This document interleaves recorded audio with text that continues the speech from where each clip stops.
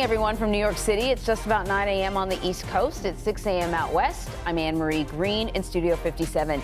And here's a look at the stories grabbing our attention right now. A massive storm bears down on Florida. We are tracking Helene as it gains strength, potentially turning into what could be a major hurricane tomorrow. Both candidates talk money as they stump in battleground states ahead of Election Day. What new CBS News polling is saying about likability and how much it matters to potential voters. On Capitol Hill, lawmakers are set to vote today on a spending bill to avert a government shutdown. We're following all the developments on that. Plus, fears of another all-out war dominate the UN General Assembly. These are live pictures from the United Nations headquarters here in New York. We're monitoring today's events as world leaders discuss the fighting between Israel and Hezbollah in Lebanon.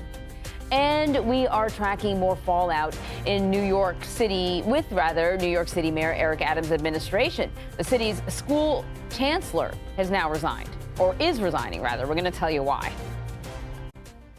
In the meantime, we're going to start here. Most of Florida is in a state of emergency this morning as the Gulf Coast braces for what could be a major hurricane. Landfall tomorrow. Tropical storm Helene is projected to rapidly strengthen as it travels through the Gulf of Mexico on a path aimed at the Florida coast. The storm is expected to become a hurricane later on today before potentially making landfall as a Category 3 storm on Thursday night. CBS's Jason Allen reports from Florida. Along Florida's west coast, residents are boarding, fueling, and filling up before Helene's potentially dangerous hit. In Tallahassee, Dorothy Richardson is getting ready to hunker down with 6 of her grandchildren. Either which way it go, I need to prepare.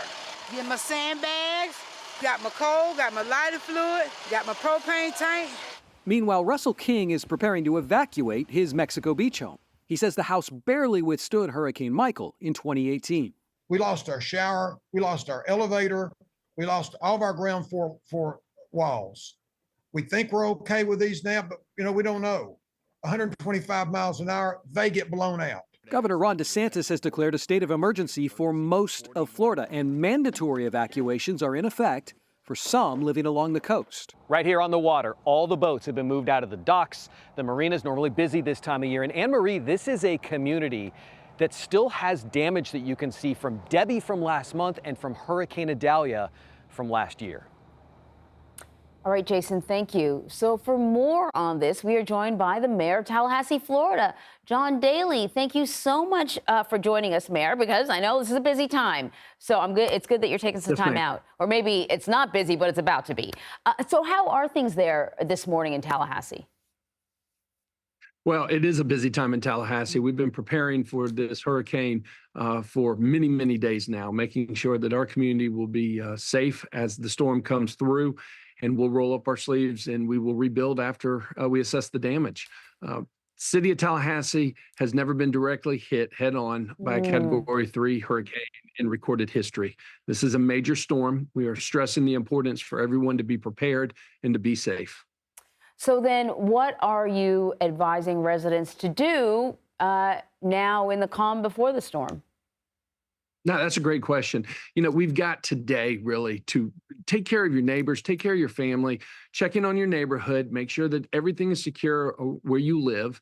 But by sundown tonight, it's time to head inside and it's time to be safe. If you want to evacuate, go someplace safe. We have shelters open. There's shelters all up and down the Gulf Coast, obviously, to take in those that are not comfortable being in their residence. But today is the day to truly prepare. So we're stressing the need. At the same time, the city of Tallahassee has been fully prepared. We are staging assets all over the community. Tonight, we'll be staging personnel all over the community as well. We have mutual aid crews coming in from 9 different states, which triples our workforce. So after the storm moves through and we do our assessment, we'll be able to roll up our sleeves and get to work. So preparation is the key, both on the individual, the family, the neighborhood, and on the municipal level. Mayor, I really like that idea of making sure that, you look out for each other. I know that you guys are doing everything you can to look out for your citizens, but if you know a senior citizen who's living alone or anything along those lines, make sure they're okay before the storm hits. That being said, you said, Tallahassee has never been directly hit by a hurricane of this caliber that's being predicted. I'm sure you've had some pretty bad storms. what do you anticipate? You know the areas that are most likely to flood, or, what are you kind of bracing for? Well, we're bracing for a severe wind event in particular. We know that with high winds and our beautiful oak trees do not mix well together, we expect damage to take place. Depending on the speed of the storm will depend on the amount of rainfall that we get. Tallahassee will not be impacted by the storm surge because we're not a coastal community, but yet we are cautious of the fact that we have neighbors down south of us on the coast that will be impacted. Mainly in Tallahassee, though, we'll see how much rain we get, but it's going to be a windstorm. So are you anticipating a pretty big cleanup afterwards? Oh, absolutely. Yes, ma'am. If it's a category 3, there'll be widespread damage. And we are, encouraging our residents to be patient with each other, be patient with those great men and women of the city of Tallahassee that, let me give a shout out to, that'll be leaving their families to help restore electricity in our community and get us back up and online. We have a saying, we in North Florida, we're Tallahassee strong. We take care of each other. We're going to make it through this storm, no matter what it may bring, but we're stressing for everybody to be safe. And today's the day to prepare. All right, Mayor. I no doubt you all will make it through the storm, but don't take any unnecessary risks. Mayor John Daley, you stay safe as well. Thank you. Thank you. All right, so now to the race for the White House, where the nominees are busy laying out their economic policies. Vice President Kamala Harris heads to Pittsburgh today to make her case, while former President Donald Trump outlined his plans in Georgia yesterday. This afternoon, he'll be in the battleground state of North Carolina. And new CBS News polling shows being seen as likable matters more for Harris than it does for Trump.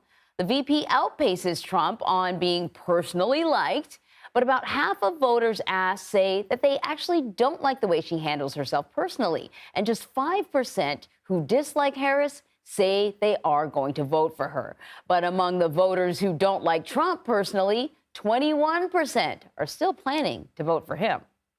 We have team coverage following both of the candidates this morning. CBS News campaign reporter Libby Cathey is in Mint Hill, North Carolina, and political director Finn Gomez is in Washington. So, Libby, we're going to start with you. You're following the Trump campaign for us. And so we'll stay on economics, and because that's what people care about.